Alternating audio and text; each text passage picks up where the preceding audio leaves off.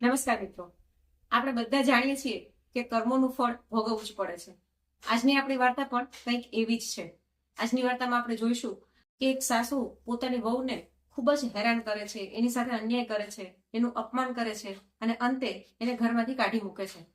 પછી સાસુને કર્મોનું એવું ફળ ભોગવવું પડે છે કે આંખોમાં આંસુ આવી જાય છે. તો ચલો, સાસુએ એવું ફળ ભોગવ્યું સાંભળીએ આ વાર્તામાં. રસોડામાંથી ગરમા ગરમ ભોજનની સુગંધ આખા ઘરમાં ફેલાઈ રહી હતી. કવિતાએ પોતાની સાસુની આંખોમાં જોઈને પ્રેમથી કહ્યું, મમ્મીજી, મન ભરીને જમો. અમારા ઘરે ખાવાની કોઈ કમી નથી. જેટલું મન થાય એટલું નિરાંતે ખાઓ. આટલું કહીને તેણે નોકરને તરત જ જલેબી લઈને આવવા કહ્યું. સામે સોફા પર તેના સાસુ શારદાબેન અને સસરા મહેશભાઈ ખૂબ જ દયનીય હાલતમાં બેઠા હતા. બંનેનું શરીર એટલું નબળું થઈ ગયું હતું કે હાડકાં સ્પષ્ટ દેખાતા હતા. ચહેરા પર થાક, આંખોમાં આંસુ અને હોઠ પર મૌન છવાયેલું હતું. તેમની પાસે એટલી પણ તાકાત નહોતી કે તેઓ સારી રીતે કંઈ બોલી શકે. કવિતાએ પોતાના સસરા સામે પણ જાત જાતની વાનગીઓ પીરસી દીધી અને ધીમે ધીમે અંદરના રૂમમાં ચાલી ગઈ. બંને પતિ પત્ની ભીની આંખોથી એ ભવ્ય ઘર તરફ જોઈ રહ્યા હતા. એટલું મોટું ઘર, સુંદર સજાવટ અને ચારે બાજુ સુખ સુવિધાઓ જોઈને શારદાબેનને જૂના દિવસો યાદ આવી ગયા. તેમની આંખો સામે ભૂતકાળ કોઈ ફિલ્મની જેમ ફરી વળ્યો. તેમને એ સમય યાદ આવ્યો જ્યારે તેમણે કવિતાના જીવનમાં દુઃખ સિવાય બીજું કંઈ આપ્યું જ નહોતું. થોડા વર્ષો પહેલાંની વાતો તેમની આંખો સામે જીવંત થઈને ઊભી રહી.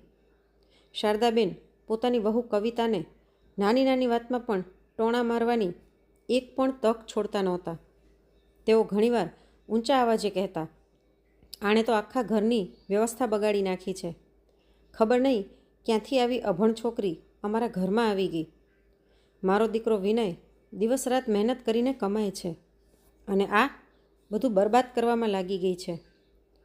કવિતા ધીમા અવાજે બોલી, પણ મમ્મીજી, મેં તો ઘરમાં જેટલા લોકો છે એટલું જ ભોજન બનાવ્યું છે. પણ તેની વાત પૂરી થાય એ પહેલાં જ શારદાબેન ગુસ્સાથી બોલી ઉઠ્યા, મારી સાથે દલીલ ના કર. આટલું બધું ભોજન બનાવવાની શું જરૂર હતી?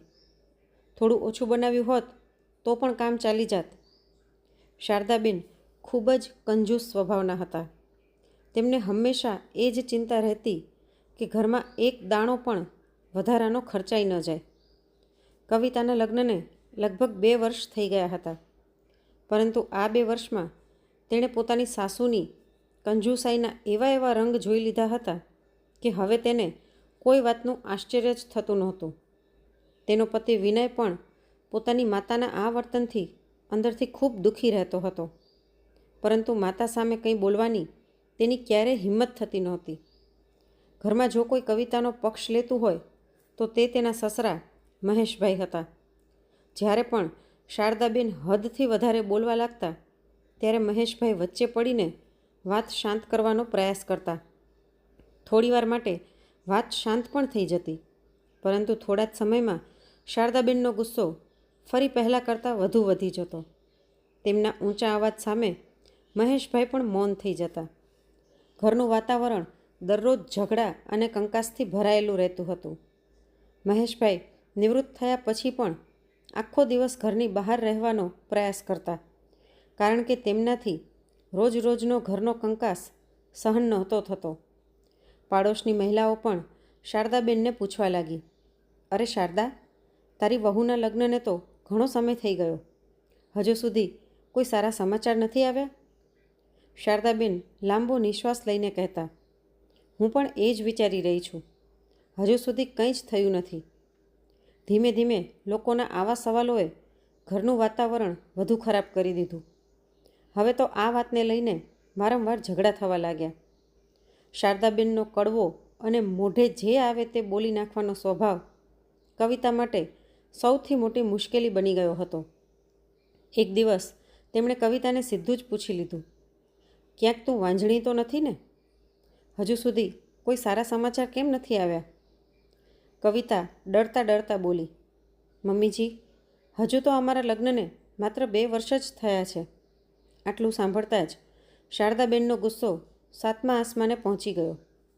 શારદાબેન ગુસ્સાથી ચીસ પાડીને બોલ્યા, 2 વર્ષ થઈ ગયા એટલે શું? તને શરમ નથી આવતી? લોકો કેટલી વાતો કરે છે તેની તને ખબર છે? તેમનો ઊંચો અવાજ સાંભળીને કવિતા ડરી ગઈ. તે ચૂપચાપ માથું ઝુકાવીને ઊભી રહી. તે ઈચ્છતી હોવા છતાં સાચી વાત કહી શકતી નહોતી. હકીકતમાં વાત એમ હતી કે વિનય હજુ બાળક ઈચ્છતો નહોતો. તેનું કહેવું હતું કે પહેલાં પોતાની આવક વધુ સારી બનાવવી છે, પછી જ પરિવાર વધારવાનો વિચાર કરવો છે. પણ શારદાબેનને આ સચ્ચાઈ સાથે કોઈ લેવા દેવા નહોતા. તેમને તો માત્ર લોકો શું કહે છે તેની જ ચિંતા હતી, અને એ જ વાતોને તેઓ દરરોજ કવિતાને ટોણા મારીને સંભળાવતા રહેતા. એક સાંજે કવિતાએ વિનયને બધી વાત કહી. દુઃખી અવાજમાં તે બોલી, તમારી મમ્મી રોજ મને કહે છે કે હજુ સુધી સારા સમાચાર કેમ નથી આપ્યા? તમે જ કહો, હું તેમને શું જવાબ આપું? તેમણે મારું જીવવું મુશ્કેલ કરી દીધું છે. વિનયે તેને સમજાવતા કહ્યું, થોડા દિવસ તેમને બોલવા દે. યોગ્ય સમય આવશે ત્યારે બધું જ સારું થઈ જશે. આખા દિવસના કામથી થાકેલી કવિતા પથારી પર બેસી ગઈ અને નિરાશ થઈને બોલી, ખબર નહીં તમારા આ થોડા દિવસ ક્યારે પૂરા થશે. મારો તો દરેક દિવસ ડર અને તણાવમાં પસાર થાય છે. સમજાતું નથી કે આ વાતાવરણમાં હું આગળ કેવી રીતે જીવી શકીશ. બીજા દિવસે સવારે સૂર્ય ઉગતા જ શારદાબેનનો નવો હુકમ કવિતા સામે આવી ગયો. તેમણે કડક અવાજમાં કહ્યું, તૈયાર થઈ જા, આજે સવારે આપણે ડૉક્ટર પાસે જવાનું છે. હવે આ વાત તેમની આબરૂનો પ્રશ્ન બની ગઈ હતી. તેઓ કોઈ પણ સંજોગોમાં કવિતાની એક પણ વાત સાંભળવા તૈયાર નહોતા. કવિતાએ વિચાર્યું કે અત્યારે દલીલ કરવાનો કોઈ ફાયદો નથી, એટલે તે ચૂપચાપ તેમની સાથે નીકળી ગઈ. બંને એક મહિલા ડૉક્ટરના ક્લિનિકમાં પહોંચ્યા. બધી જરૂરી તપાસ પૂરી થયા પછી શારદાબેને તરત જ ડૉક્ટરને પૂછ્યું, ડૉક્ટર સાહેબ, મારી વહુને બાળક થઈ શકશે ને? ડૉક્ટરે સ્માઇલ સાથે જવાબ આપ્યો, તમે બિલકુલ ચિંતા ન કરો. તેમના બધા જ રિપોર્ટ સામાન્ય છે. તેમને કોઈ પણ પ્રકારની તકલીફ નથી. આ સાંભળતા જ શારદાબેને ફરી પૂછ્યું, જો બધું જ બરાબર છે તો હજુ સુધી બાળક કેમ નથી થયું? ડૉક્ટરે શાંતિથી સમજાવ્યું, જુઓ, તેમને કોઈ સમસ્યા નથી. જ્યારે આ બંને બાળક ઈચ્છશે ત્યારે બાળક થઈ શકશે. આ સાંભળીને કવિતાને લાગ્યું કે હવે સાચી વાત કહેવાનો આ જ યોગ્ય સમય છે. તેણે વિચાર્યું કે ડૉક્ટર સામે વાત કરવાથી કદાચ તેની સાસુ વધારે હોબાળો નહીં કરે અને રોજ રોજના ટોણા પણ બંધ થઈ જશે. થોડી ક્ષણ શાંત રહીને તે બોલી, ડૉક્ટર સાહેબ, હકીકતમાં હજુ સુધી બાળક એટલા માટે નથી થયું કેમ કે મારા પતિની હજુ એવી ઈચ્છા નથી. તેઓ થોડો સમય રાહ જોવા માંગે છે. તેમનું કહેવું છે કે પહેલાં અમે આર્થિક રીતે સંપૂર્ણ મજબૂત બની જઈએ, પછી પરિવાર વધારવાનો વિચાર કરીશું. આ સાંભળતા જ શારદાબેનની આંખો આશ્ચર્યથી પહોળી થઈ ગઈ. તેઓ ગુસ્સાથી બોલી ઉઠ્યા, કયો ખજાનો કમાવાનો છે તમારે? જો પૈસાનો એટલો જ શોખ હતો તો પિયરથી લઈને આવવા હતા. અમારા કુટુંબની બદનામી કરાવવી હતી શું? પછી તેમણે ડૉક્ટર તરફ જોઈને કહ્યું, ડૉક્ટર સાહેબ, મને તો લાગે છે કે આ બધું તેની બનાવટી વાત છે. મારો દીકરો આવું વિચારી જ ન શકે. આ વાત સાંભળીને કવિતા અંદરથી જ તૂટી ગઈ. તેને જરાય પણ આશા નહોતી કે તેની સાસુ ડૉક્ટર સામે પણ તેનું આ રીતે અપમાન કરશે. હવે તેને ડર લાગવા લાગ્યો કે ઘરે પહોંચ્યા પછી તો આજે મોટો ઝઘડો થશે. ઘરે પાછા ફરતા આખા રસ્તે શારદાબેન તેને કડવા શબ્દો સંભળાવતા રહ્યા. કવિતા ઘણી વખત પોતાના આંસુ રોકવાનો પ્રયત્ન કરતી, પણ દર વખતે તેની આંખો ભીની થઈ જતી. બીજી તરફ શારદાબેનને તેની પીડા જરાય દેખાતી નહોતી. ઘરે પહોંચીને કવિતાએ ચૂપચાપ હાથ મોં ધોયા અને સીધી રસોડામાં ચાલી ગઈ. બીજી તરફ શારદાબેને ઘરમાં પ્રવેશતા જ પોતાના પતિ મહેશભાઈને કહેવાનું શરૂ કરી દીધું, સાંભળો, વિનયને સમજાવો. ખબર નથી આ છોકરીએ તેના મનમાં શું ભરી દીધું છે, અથવા તો આ જ ખોટું બોલી રહી છે. ત્યારબાદ તેમણે ડૉક્ટર પાસે જે કંઈ બન્યું હતું તે બધું વિગતવાર કહી સંભળાવ્યું.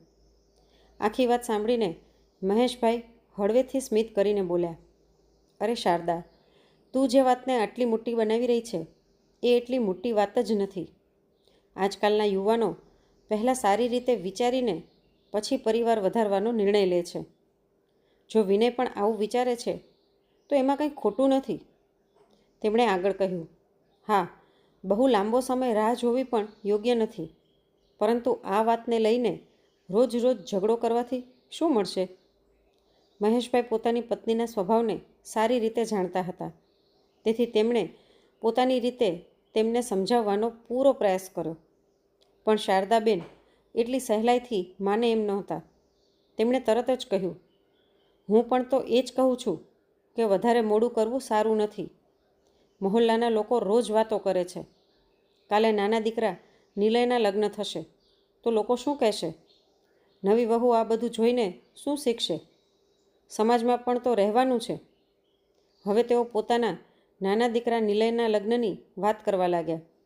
નિલયને સારી નોકરી મળી ગઈ હતી અને તેના માટે યોગ્ય સંબંધ પણ જોવામાં આવી રહ્યો હતો. આ વખતે મહેશભાઈનો ધીરજનો બાંધ તૂટી ગયો.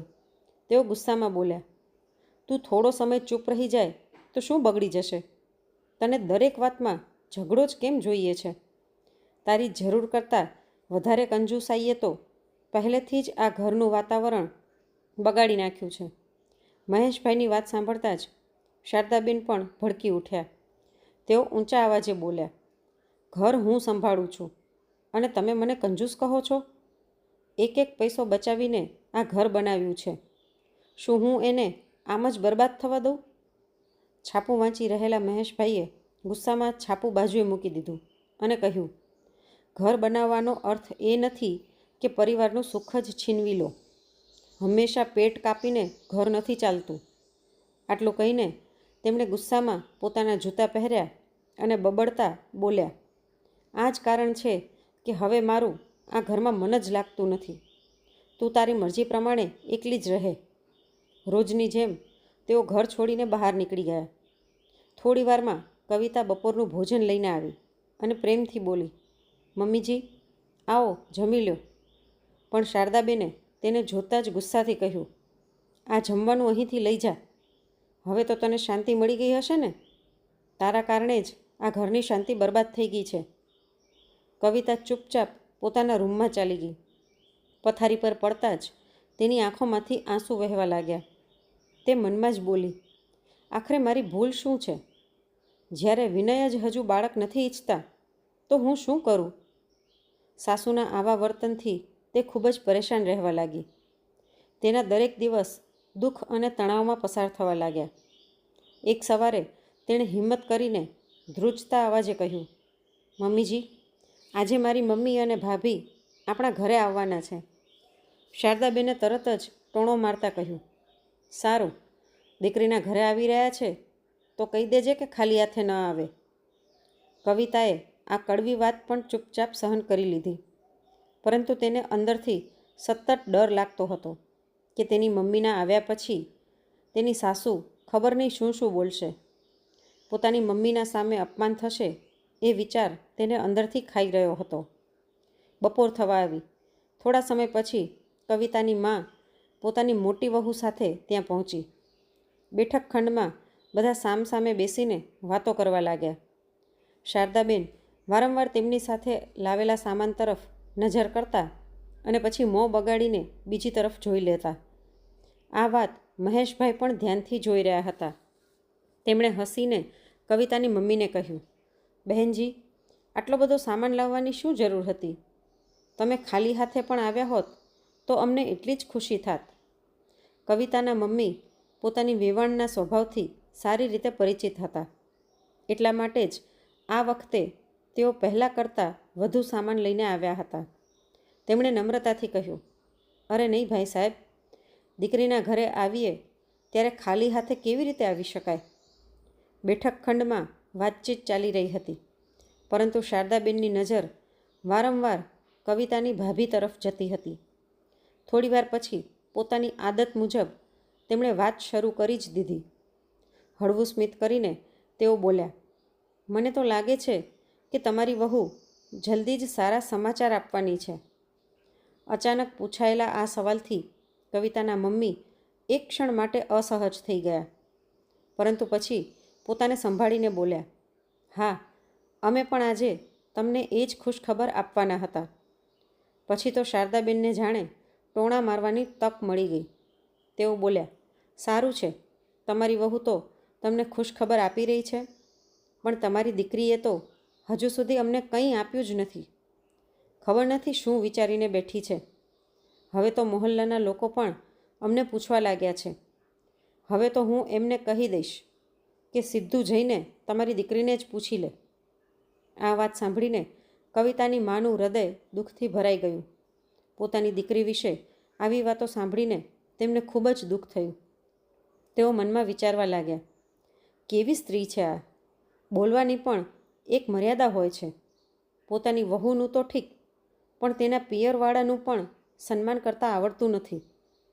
પણ સંબંધની મર્યાદા જાળવવા માટે તેમણે કંઈ કહ્યું નહીં અને ચૂપચાપ બેઠા રહ્યા. થોડીવાર પછી તક મળતાં જ કવિતાના મમ્મી પોતાની દીકરી પાસે ગયા. પ્રેમથી તેના માથા પર હાથ ફેરવતા બોલ્યા, બેટા, તે પોતાની કેવી હાલત બનાવી દીધી છે. થોડું પોતાનું પણ ધ્યાન રાખ. સાચું કહું તો હવે ઘણું થઈ ગયું. મને લાગે છે કે તારે વિનય સાથે અલગ રહેવું જોઈએ. કવિતાએ ધીમેથી માથું હલાવ્યું અને કહ્યું, ના મમ્મી, વિનયની મરજી વગર હું આવું કંઈ પણ નહીં કરું. હું એવું કોઈ પગલું નહીં ભરું જેનાથી તેમને દુઃખ થાય. પોતાની દીકરીની મજબૂરી સમજીને તેની મા ભારે મનથી ત્યાં પાછી ફરી ગઈ. પોતાની દીકરીની આવી હાલત તેઓ જોઈ શકતા નહોતા. તેઓ ઘણી વખત શારદાબેનનું વર્તન જોઈ ચૂક્યા હતા અને સમજી ગયા હતા કે તેમની સાથે રહેવું કેટલું મુશ્કેલ છે. પણ કવિતા બધું સહન કરીને પણ પોતાના સંબંધને સાચવવાનો પૂરો પ્રયાસ કરી રહી હતી. થોડા મહિનાઓ પછી શારદાબેને પોતાના નાના દીકરા નિલય માટે એક છોકરી પસંદ કરી અને ધામધૂમથી તેના લગ્ન કરાવી દીધા. નવી વહુનું નામ ધારા હતું. શરૂઆતમાં તો બધું સામાન્ય લાગતું હતું, પરંતુ ધીમે ધીમે કવિતાની મુશ્કેલીઓ વધુ વધવા લાગી. ધારાનું વર્તન કવિતા પ્રત્યે ખૂબ જ ખરાબ હતું.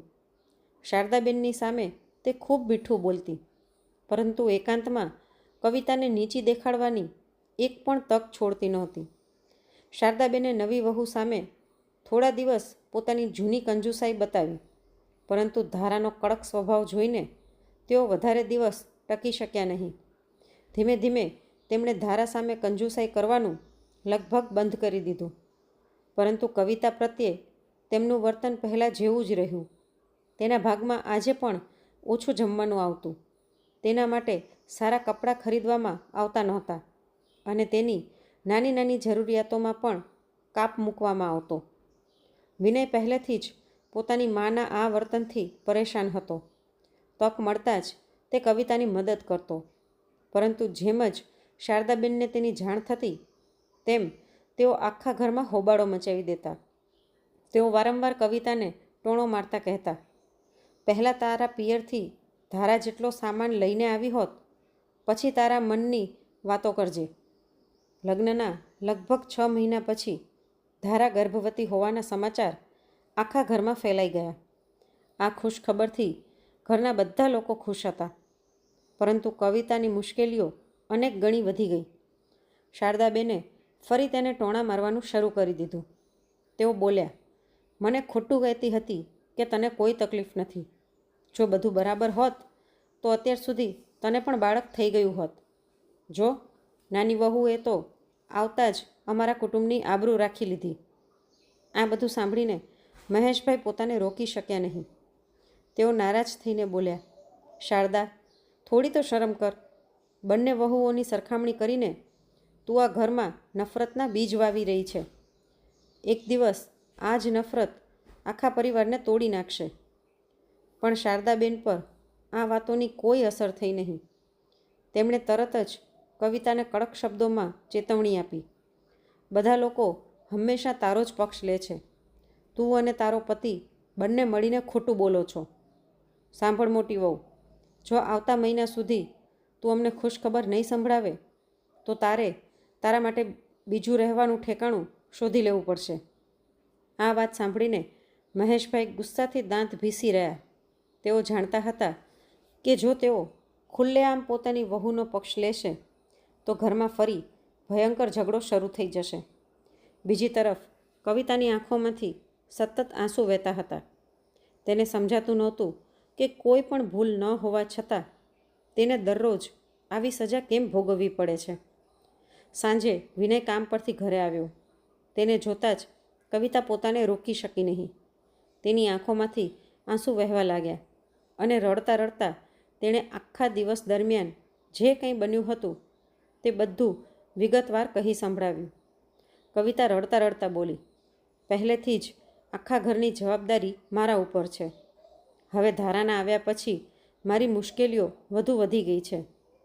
ઉપરથી મમ્મીજીએ આવતા મહિના સુધી ખુશખબર ન મળે તો ઘર છોડવાની ધમકી પણ આપી દીધી છે. હવે મારાથી આ બધું સહન થતું નથી. પોતાની પત્નીનું દુઃખ જોઈને વિનય ખૂબ વ્યથિત થઈ ગયો. તેણે દ્રઢ અવાજમાં કહ્યું, હવે બહુ થઈ ગયું. આજે હું મમ્મી સાથે સ્પષ્ટ વાત કરીશ. જે થાય તે થાય, પણ હવે રોજ રોજનું આ અપમાન હું સહન નહીં કરું. આટલું કહીને તે સીધો પોતાની મા પાસે ગયો અને બોલ્યો, મમ્મી, હવે તમે કવિતા સાથે આવું કરવાનું બંધ કરો. તમે હંમેશા બાળકની વાત લઈને તેની પાછળ પડ્યા રહો છો અને આખો દિવસ તેને ટોણા મારતા રહો છો. બિચારી બધું ચૂપચાપ સહન કરે છે. તેનો અર્થ એ નથી કે તમે તેની સાથે ગમે તેવું વર્તન કરો. પોતાના દીકરાને વહુનો પક્ષ લેતા જોઈને શારદાબેનનો ગુસ્સો 7મા આસમાને પહોંચી ગયો. તેઓ ઊંચા અવાજે બોલ્યા, આજે મને સમજાઈ ગયું છે કે આ છોકરીએ તારા કાન પણ ભંભેરી દીધા છે. આ છોકરીએ મારું જીવવું હરામ કરી દીધું છે. મહોલ્લા અને સગા સંબંધીઓ સામે મારી આબરૂ બગાડી અને હવે તને પણ મારી વિરુદ્ધ કરી દીધો. વિનય શાંતિથી બોલ્યો, મમ્મી, કૃપા કરીને તેના પર ખોટા આરોપ લગાવવાનું બંધ કરો. તે એ જ કરે છે જે હું ઈચ્છું છું. બાળક ન કરવાનો નિર્ણય પણ મારો છે, તેનો નહીં. આટલું સાંભળતા જ શારદાબેન ગુસ્સાથી ધૂંધવાઈ ઉઠ્યા. તેઓ ઝડપથી કવિતાના રૂમ તરફ ગયા અને બૂમ પાડતા બોલ્યા, મને એવી વહુ નથી જોઈતી જેણે મારા જ દીકરાને મારાથી દૂર કરી દીધો. આજે હું તેને આ ઘરમાંથી કાઢીને જ રહીશ. અચાનક થયેલા આ હોબાળાથી કવિતા ગભરાઈ ગઈ. તેને સમજાતું નહોતું કે એક જ ક્ષણમાં બધું આટલું ખરાબ કેવી રીતે થઈ ગયું. એ જ સમયે મહેશભાઈ પણ ત્યાં આવી ગયા. તેમણે પોતાની પત્નીને રોકતા કહ્યું, શારદા, હવે બસ પણ કર. તું હંમેશા તેની પાછળ જ કેમ પડી રહે છે? પણ મહેશભાઈના આટલું કહેતા જ શારદાબેન વધુ ભડકી ઉઠ્યા. તેઓ ગુસ્સામાં બોલ્યા, જો તમે હવે એક શબ્દ પણ બોલશો તો તેને જ નહીં, તમને પણ આ ઘરમાંથી બહાર કાઢી મૂકીશ. આટલું કહીને તેમણે કવિતાનો હાથ પકડી લીધો અને તેને જબરદસ્તી ઘરની બહાર ખેંચવા લાગ્યા. વિનય તરત જ વચ્ચે આવ્યો અને પોતાની પત્નીનો હાથ તેમની પકડમાંથી છોડાવી લીધો. પણ આ વાત પણ શારદાબેનને જરાય સહન ન થઈ. ગુસ્સામાં ભરાયેલા શારદાબેને કવિતાના ગાલ પર જોરદાર થપ્પડ મારી દીધી. આ દ્રશ્ય જોઈને વિનય અને મહેશભાઈ બંને એક ક્ષણ માટે સ્તબ્ધ થઈ ગયા. એ જ સમયે ધારા પણ ત્યાં આવી પહોંચી. પરંતુ વચ્ચે પડીને વાત શાંત કરવાને બદલે તેણે કવિતાને જ કહ્યું, દીદી, તમે મમ્મીજી પાસે માફી માંગી લો. જો કોઈ ભૂલ થઈ ગઈ હોય તો માફી માંગવામાં શું જાય છે? પહેલેથી જ અંદરથી તૂટી ગયેલી કવિતા આ સાંભળીને પોતાને રોકી શકી નહીં. તેણે પહેલીવાર ઊંચા અવાજમાં કહ્યું, મેં કઈ ભૂલ કરી છે? અને ખબરદાર, મારા અને મમ્મીજીની વચ્ચે બોલવાની જરૂર નથી. વિનયે પોતાના નાના ભાઈ નિલયને કહ્યું, નિલય, તારી પત્નીને અંદર લઈ જા. તે વાતને વધુ બગાડી રહી છે. પણ આ વખતે નિલય પણ પોતાના મોટા ભાઈની સામે ઊભો રહી ગયો. તે બોલ્યો, ભાઈ, ઘરમાં જે વાતાવરણ બગડ્યું છે એ તમારા અને ભાભીના કારણે બગડ્યું છે. મારી પત્નીને વચ્ચે ન લાવો.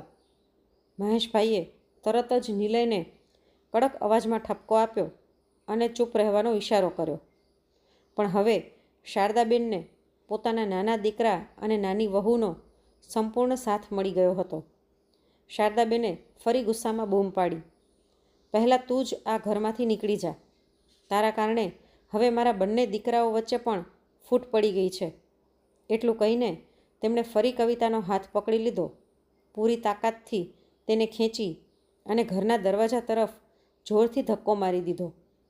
કવિતા પોતાનું સંતુલન ગુમાવી બેઠી અને દૂર જઈને જમીન પર પડી ગઈ. આ જોઈને વિનયના મોંમાંથી પીડાભરી ચીસ નીકળી ગઈ. તે બોલ્યો, મમ્મી, જો કવિતા આ ઘર છોડીને જશે તો હું પણ તેની સાથે જ જઈશ. શારદાબેને ગુસ્સામાં કહ્યું, હા, બસ આ જ બાકી હતું. આ છોકરીએ એ પણ કરાવી દીધું. વિનયે તરત જ કવિતાને સહારો આપીને ઊભી કરી અને બંને ચૂપચાપ પોતાના રૂમમાં ચાલ્યા ગયા. રૂમમાં પહોંચીને તેમણે પોતાની જરૂરી વસ્તુઓ બેગમાં ભરવાનું શરૂ કર્યું. લગભગ 20 મિનિટ પછી બંને બેગ લઈને બહાર આવ્યા. તેમણે મહેશભાઈના ચરણ સ્પર્શ કરીને આશીર્વાદ લીધા. પોતાના દીકરા અને વહુને આ રીતે ઘર છોડીને જતા જોઈને મહેશભાઈની આંખોમાંથી આંસુ વહેવા લાગ્યા. તેમણે ધ્રુજતા અવાજે કહ્યું, બેટા, ઘર છોડીને ન જાઓ. જે કંઈ થયું છે તે ભૂલી જાઓ અને પાછા ઘરમાં આવી જાઓ. વિનયે ભારે મનથી જવાબ આપ્યો, ના પપ્પા, હવે આ ઘરમાં અમારી ન તો આબરૂ રહી છે અને ન અમારા માટે કોઈ સ્થાન. મમ્મી હવે પોતાની નાની વહુ સાથે જ ખુશ રહે. આટલું કહીને તેણે કવિતાનો હાથ પકડ્યો અને બંને હંમેશા માટે ઘર છોડીને નીકળી ગયા. મહેશભાઈ દરવાજા પર ઊભા રહીને તેમને જતા જોતા રહ્યા. તેમની આંખોમાંથી સતત આંસુ વહેતા રહ્યા. જ્યારે બીજી તરફ શારદાબેનના ચહેરા પર પોતાના નિર્ણયનો અહંકાર હજુ પણ સ્પષ્ટ દેખાતો હતો. તેમને જરાય પણ ખ્યાલ નહોતો કે આજથી જ તેમના જીવનની દિશા બદલાવાની હતી. સમય પોતાની ગતિએ આગળ વધતો રહ્યો. પહેલાં થોડા દિવસો પસાર થયા, પછી ઘણા મહિના વીતી ગયા, પરંતુ વિનય અને કવિતા ક્યારેય પાછા એ ઘરમાં ફર્યા નહીં. મહેશભાઈ જ્યારે પણ પોતાની પત્ની શારદાબેનને જોતા ત્યારે તેમના મનની પીડા શબ્દો બનીને બહાર આવી જતી. તેઓ વારંવાર કહેતા, શારદા, હું તને જીવનભર માફ નહીં કરી શકું. તારી જીદ અને તારા સ્વભાવને કારણે આપણો આખો પરિવાર વિખેરાઈ ગયો. પણ શારદાબેનનો અહંકાર હજુ પણ યથાવત હતો. કવિતા પ્રત્યે તેમના મનમાં એટલી નફરત ભરાઈ ગઈ હતી કે તેમને પોતાના કરેલા વર્તનનો જરાય પસ્તાવો થતો નહોતો. બીજી તરફ થોડા સમય પછી ધારાએ એક દીકરાને જન્મ આપ્યો. આખા ઘરમાં ખુશીનો માહોલ છવાઈ ગયો. સગા સંબંધીઓનું આવવું જવું શરૂ થઈ ગયું. મીઠાઈઓ વહેંચવામાં આવી અને ધામધૂમથી ઉજવણી કરવામાં આવી. પરંતુ આ બધા આનંદ વચ્ચે પણ મહેશભાઈની નજર દરરોજ પોતાના મોટા દીકરા વિનય અને વહુ કવિતાને શોધતી રહેતી. તેઓ ઘણીવાર જૂના દિવસોને યાદ કરીને ભાવુક થઈ જતા અને મનમાં વિચારતા, ખબર નહીં મારો દીકરો અને વહુ ક્યાં હશે, કેવી હાલતમાં હશે. જ્યારે પણ તેમની આંખો ભીની થતી ત્યારે શારદાબેન તેમને પણ ટોણો મારતા કહેતા, જે લોકો પોતાની મરજીથી ઘર છોડીને ચાલ્યા જાય તેમના માટે આટલું દુઃખી થવાની કોઈ જરૂર નથી. ધીમે ધીમે ધારાનો દીકરો પણ મોટો થવા લાગ્યો. લગભગ 2.5 વર્ષ પસાર થતાં જ ધારાનું વર્તન સંપૂર્ણ બદલાઈ ગયું. હવે તેણે આખા ઘરની બાગડોર પોતાના હાથમાં લેવાનું શરૂ કરી દીધું. મહેશભાઈ તો પહેલેથી જ ઘરના મામલાઓથી પોતાને દૂર રાખતા હતા, પરંતુ શારદાબેને પણ પોતાના પૌત્રના બહાને ઘરની લગભગ બધી જવાબદારીઓ ધારાને સોંપી દીધી. બસ અહીંથી જ ધારાનો અસલી ચહેરો સામે આવવા લાગ્યો. હવે ઘરના દરેક નિર્ણય તે પોતાની મરજી મુજબ લેવા લાગી. શારદાબેન, જેઓ આખી જિંદગી એક એક પૈસા માટે ઘરમાં ઝઘડા કરતા હતા, હવે પોતાની જ વહુ સામે ચૂપ રહેવા મજબૂર બની ગયા. ધારા મન થાય ત્યારે ખર્ચ કરતી, મન થાય ત્યારે નવો સામાન મંગાવતી. જો શારદાબેન કંઈ કહેવાનો પ્રયત્ન કરતા તો તે તેમને જ ઠપકો આપીને ચૂપ કરાવી દેતી. ધીમે ધીમે શારદાબેનની વર્ષો જૂની કંજુસાઈ પણ ગાયબ થઈ ગઈ, કારણ કે હવે તેમની વાતનું ઘરમાં કોઈ મહત્ત્વ જ રહ્યું નહોતું. ધારાનું વર્તન દિવસે ને દિવસે વધુ કઠોર બનતું ગયું. હવે તે શારદાબેન સાથે એવું વર્તન કરતી જાણે તેઓ ઘરની માલકીન નહીં પણ કોઈ નોકરાણી હોય. ધારા ઘણીવાર ઊંચા અવાજે બોલતી, અરે ડોશી, સમયસર જમવાનું બનાવી રાખ, મારું બાળક ભૂખ્યું રહે છે, તને તો ફક્ત તારી જ પડી છે. શારદાબેન સવારથી લઈને રાત સુધી ઘરના બધા કામ કરતા. જો થોડું પણ મોડું થઈ જાય તો ધારા આંખો કાઢીને તેમને ઠપકો આપવા લાગતી. તેના મોંમાંથી નીકળતા અપમાનજનક શબ્દો શારદાબેનના હૃદયને ઘાયલ કરી નાખતા. તે ઘણીવાર કહેતી, ભગવાનનો આભાર માન કે મેં તને આ ઘરમાં રહેવા દીધી છે, નહીં તો તું કોઈ કામની જ નથી. આ બધું સાંભળીને શારદાબેન ચૂપચાપ પોતાના પાલવથી આંખોના આંસુ લૂછી લેતા. મહેશભાઈ આ બધું પોતાની આંખે જોતા હતા, પરંતુ તેમના મનમાં પણ વર્ષોનું દુઃખ ભરાયેલું હતું. જો ક્યારેક શારદાબેન તેમની પાસે ફરિયાદ કરતા તો તેઓ માત્ર એટલું જ કહેતા, જ્યારે બાવળ વાવ્યું હતું ત્યારે કેરીની આશા કેવી રીતે રાખી શકાય? માણસ જેવું વાવે છે એવું જ લણે છે. જો આજે કવિતા આ ઘરમાં હોત ને તો તારી આવી હાલત ક્યારેય ન થાત. સમય જતાં પરિસ્થિતિ વધુ ખરાબ થતી ગઈ. હવે તો ધારા શારદાબેન અને મહેશભાઈને ગણતરી કરીને જ રોટલી આપતી. નીલયે પણ પોતાના માતા પિતા તરફ ધ્યાન આપવાનું લગભગ બંધ કરી દીધું. તે પોતાની પત્નીની સામે કંઈ બોલવાની હિંમત જ કરી શકતો નહોતો. ધારા જે ઈચ્છે તે જ થતું, અને દરેક પસાર થતા દિવસ સાથે તેનું વર્તન પહેલાં કરતાં વધુ કઠોર બનતું જતું. આખરે એક દિવસ શારદાબેને હિંમત કરીને પોતાના નાના દીકરા નિલયને કહ્યું, બેટા, જરા ધારાને સમજાવ, ઓછામાં ઓછું અમને સમયસર પેટ ભરીને જમવાનું તો આપી દે. તારા પપ્પાની તબિયત પણ હવે સારી રહેતી નથી. પરંતુ નિલયે પોતાની માની વાત સાંભળવાને બદલે તેમને જ કડવા શબ્દો સંભળાવ્યા. તે બોલ્યો, મમ્મી, તમે કઈ કમી રાખી હતી? ગણતરી કરીને જમવાનું આપવાનું તો તમે જ બધાને શીખવ્યું હતું. આજે એ જ તમારી સાથે થઈ રહ્યું છે તો તમને ખરાબ કેમ લાગે છે? આ ઉંમરે તમને કેટલું જમવાનું જોઈએ? એટલામાં ધારાએ પણ આ બધી વાતો સાંભળી લીધી. તે ગુસ્સાથી ત્યાં આવી અને બોલી, હવે બસ આ જ બાકી હતું કે મારી ફરિયાદ મારા જ પતિ પાસે કરશો? સાંભળી લો, હું કવિતા ભાભી જેવી નથી જે બધું સહન કરીને ઘર છોડીને ચાલી જાય.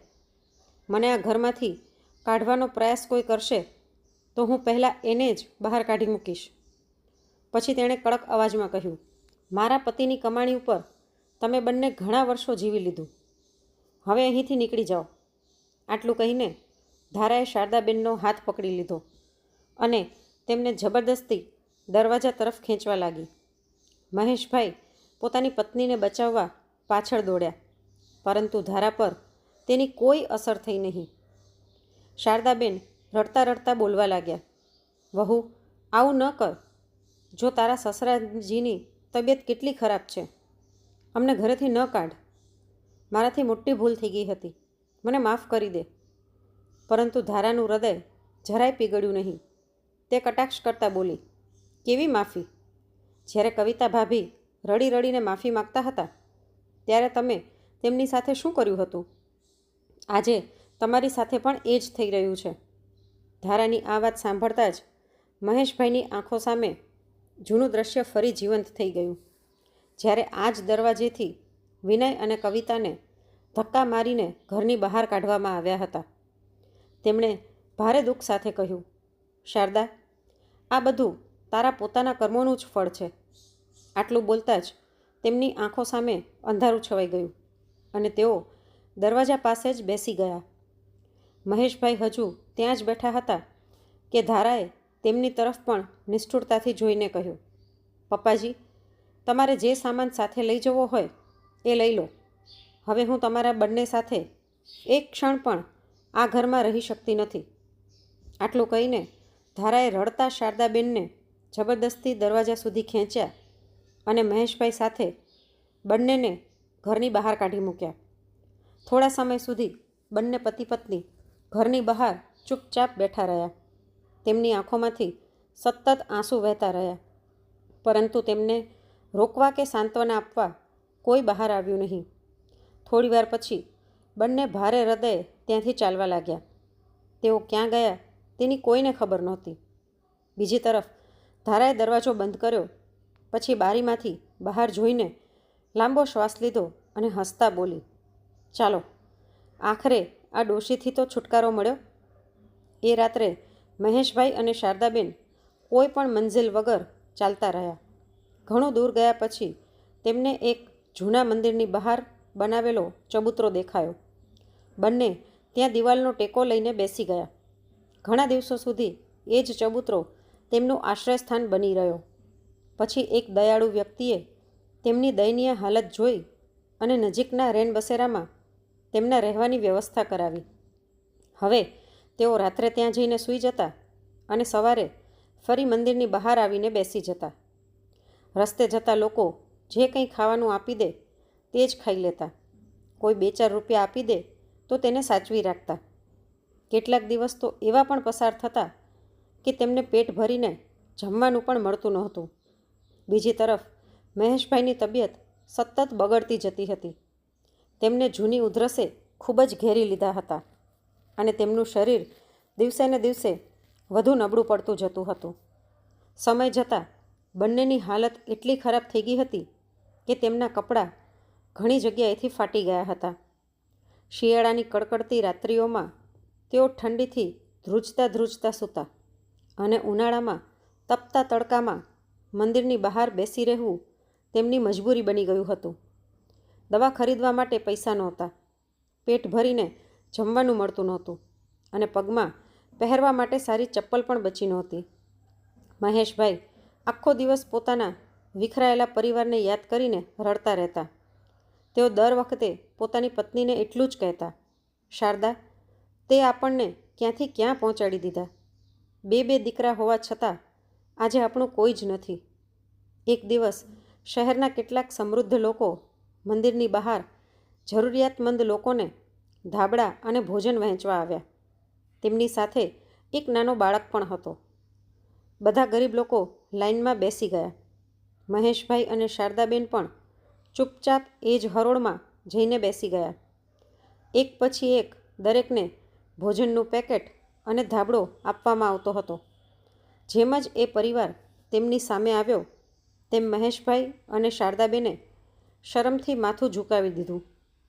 પોતાની આવી દયનીય હાલત જોઈને તેમને એટલી શરમ આવી રહી હતી કે તેઓ કોઈની આંખોમાં નજર મિલાવવાની હિંમત પણ કરી શકતા નહોતા. એ જ સમયે તે નાનકડા બાળકે નિર્દોષ અવાજમાં કહ્યું, દાદા, આ ધાબળો રાખી લો. મહેશભાઈએ ધ્રુજતા હાથેથી ધાબળો લેવા માટે હાથ આગળ વધાર્યો. જેમ જ તેમની નજર એ બાળક પર પડી તેમ તેમનું હૃદય ભરાઈ આવ્યું. તેમણે પ્રેમથી બાળકના ગાલ પર હાથ ફેરવ્યો અને તેમની આંખોમાંથી આંસુઓની ધાર વહેવા લાગી. જ્યારે એ બાળકની માતાએ મહેશભાઈનો ચહેરો ધ્યાનથી જોયો ત્યારે તે એકદમ ચોંકી ગઈ. તેના મોંમાંથી અચાનક નીકળી ગયું, પપ્પાજી. મહેશભાઈએ ધ્રુજતા હાથે માથું ઊંચું કર્યું. સામે કવિતા ઊભી હતી. આ દ્રશ્ય જોતાં જ તેમની આંખોમાંથી આંસુઓની ધાર વહેવા લાગી. તેમણે પોતાના ફાટેલા કુર્તાથી આંખોના આંસુ લૂછવાનો પ્રયત્ન કર્યો. એ જ સમયે વિનય પણ ઝડપથી આગળ આવ્યો અને પોતાના પિતાને ભેટી પડ્યો.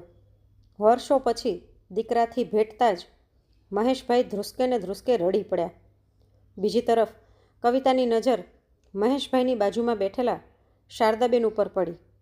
શરમના માર્યા શારદાબેને પોતાનો ચહેરો પાલવથી ઢાંકી રાખ્યો હતો. કવિતા તરત જ તેમની પાસે પહોંચી અને ભાવુક અવાજમાં બોલી, મમ્મીજી. આટલું કહીને તેણે માથું નમાવીને પોતાની સાસુને પ્રેમથી ભેટી લીધા. શારદાબેન ધ્રુજતા અવાજે બોલ્યા, બેટા, મને અડતી નહીં. મારા કપડાં ગંદા છે. હું બીમાર છું.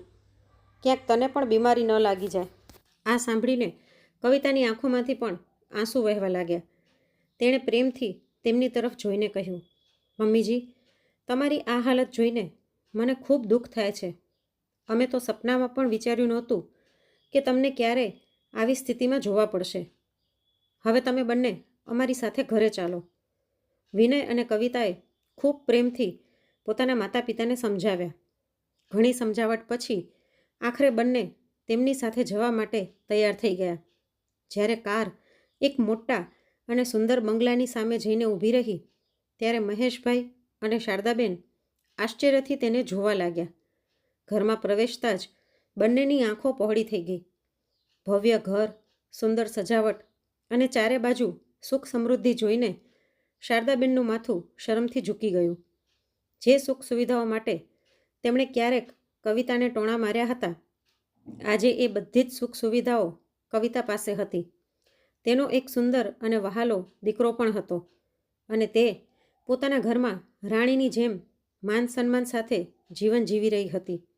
મહેશભાઈએ ધ્રુજતા હાથે હાથ જોડીને કહ્યું, બેટા, અમને માફ કરી દે. કવિતાએ તરત જ તેમના હાથ પકડી લીધા અને પ્રેમથી બોલી, પપ્પાજી, આવું ન કહો. એ જ સમયે શારદાબેન પણ રડતા રડતા બોલ્યા, માફી તો મારે માંગવી જોઈએ. મેં તારી સાથે ખૂબ અન્યાય કર્યો છે. મેં પોતાના જ દીકરા અને વહુના જીવનમાં કાંટા પાથરી દીધા હતા. આજે મારી સાથે જે કંઈ થયું છે એ મારા પોતાના કર્મોનું જ ફળ છે.